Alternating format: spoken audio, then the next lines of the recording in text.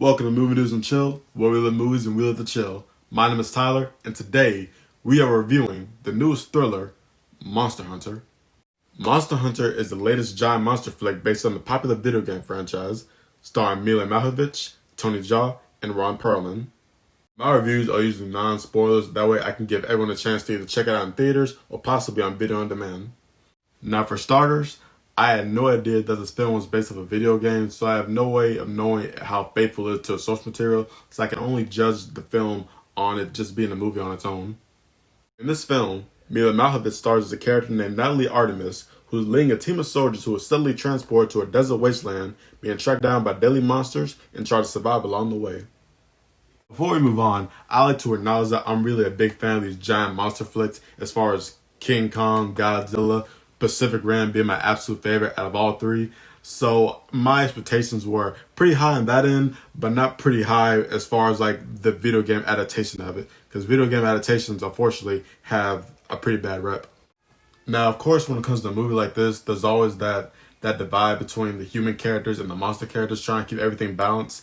But in this case, neither one really stand out. Like, as far as the human characters, almost none of them are really interesting or stand out in any type of way.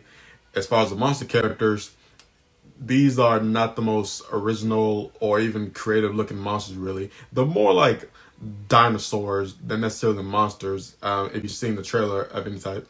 The film debuted in the year 2020, but it feels like it should have been made in the year 2000. Like, it's pretty on par with the Resident Evil films and also the Pitch Black franchise with the character of Riddick.